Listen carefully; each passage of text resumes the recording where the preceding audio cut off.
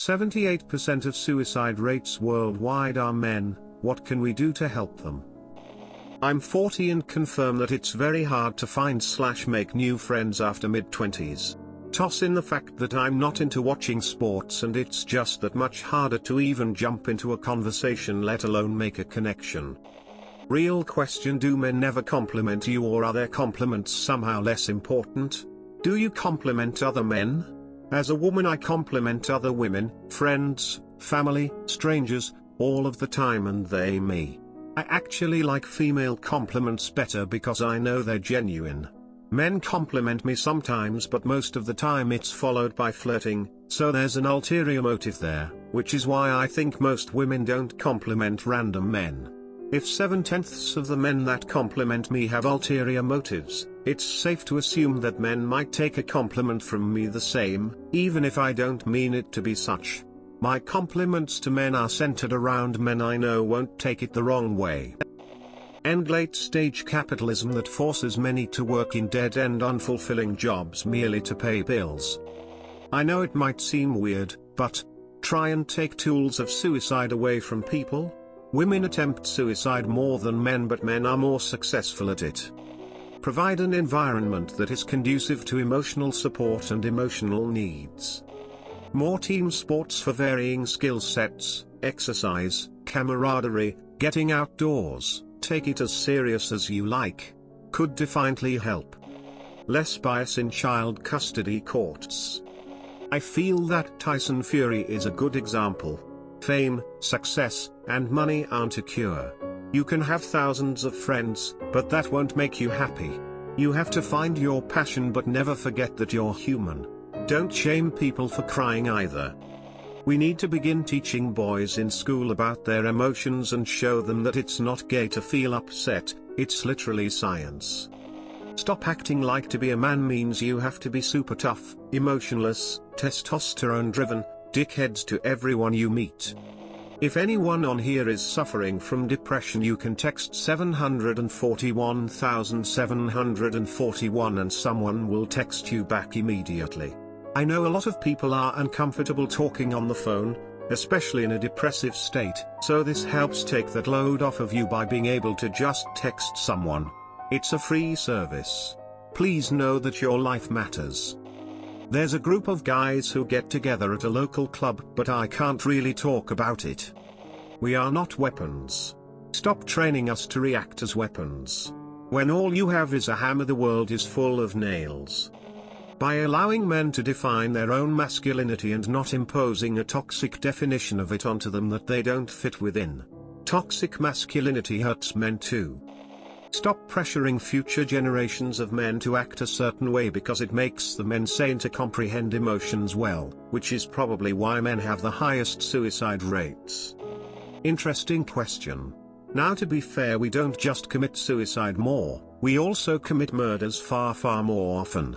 Worldwide, men account for about 95% of all murders.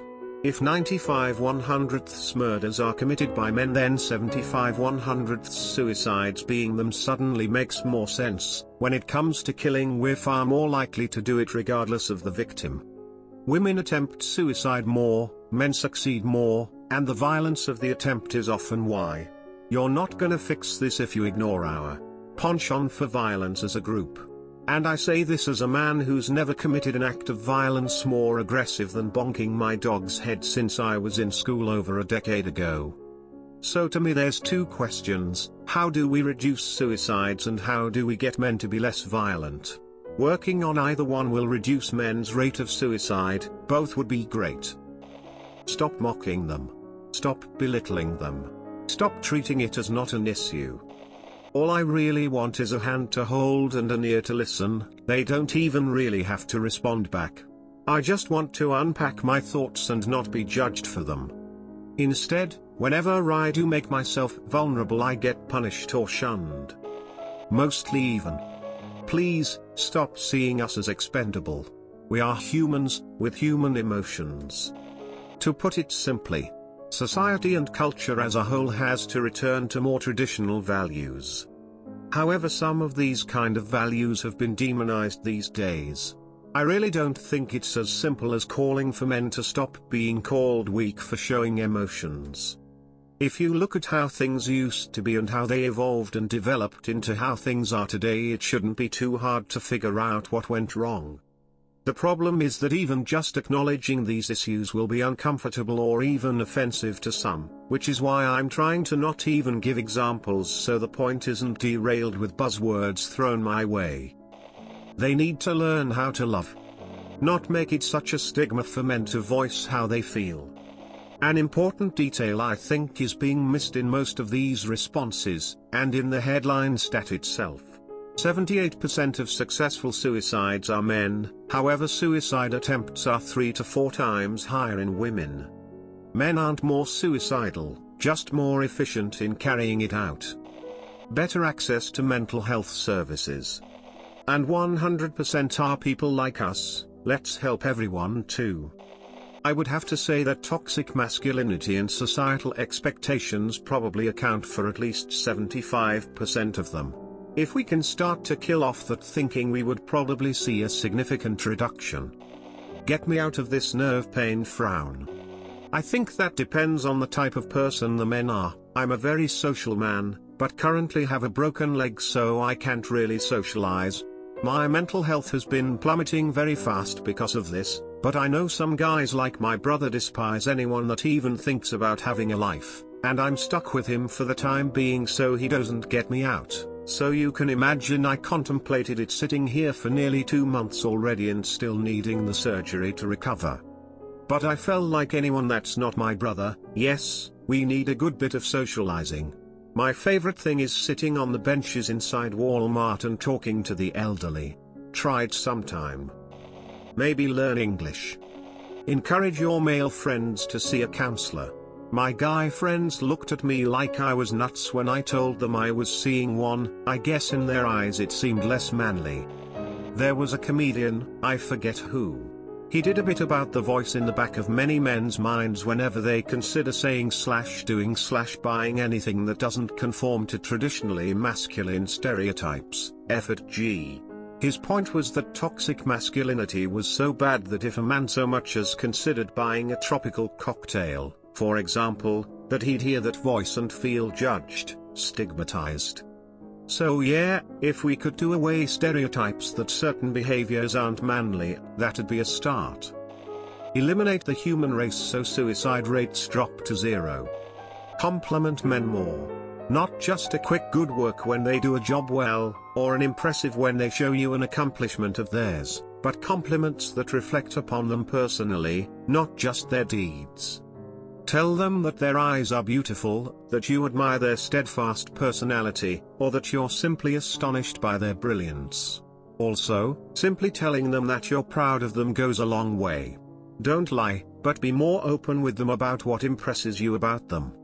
I'm a man, and a fairly well-educated and decent-looking one at that. Even then, I have received exactly one genuine compliment in the past 3 years. I remember it all the time, and I don't even know the person who said it. 34-year man here. So I've seen an uptick in male awareness on AskReddit and a couple other subs. My 2 cents, I can attest, we take care of those around us and rarely ask for support. Maybe it's because we want to be the providers and keep our masculinity intact.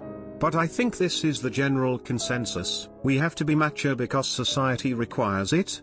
Am I off target here? Just my opinion. Fucking support them. Tell them they are always right. They are devastated when told otherwise. Lol. Just listen to them when they are venting. Stop telling lonely single men that their problem is they're too negative.